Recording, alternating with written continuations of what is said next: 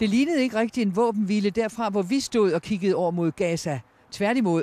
Og det var det heller ikke. Dagen igennem siden opfordringen i FN om våbenhvile skød de løs på hinanden. Først sagde Hamas nej til våbenhvilen, så sagde israelerne nej. אז עדיף שייכנסו עד הסוף, ינקו את הרצועה, ישמידו את החמאס. זה הדרך הנכונה, אין מה לעשות.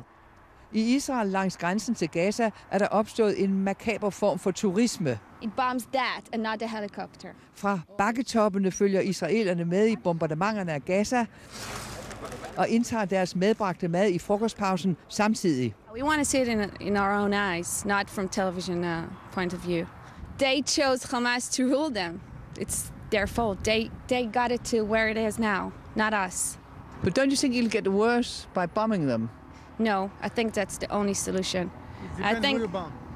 I think they should just clear off all the city. Just take it off the ground. Yes, I'm a little bit fascist. Denne bakketop er et traditionelt udflugtsmål. Herfra plejer ornitologer at kigge på fugle. Nu følger de med i bombardementer. Oppe på himlen tegner bombardementerne smukke, men dødelige mønstre. It's scary to look at all that smoke, thinking what happens down on the ground, isn't it?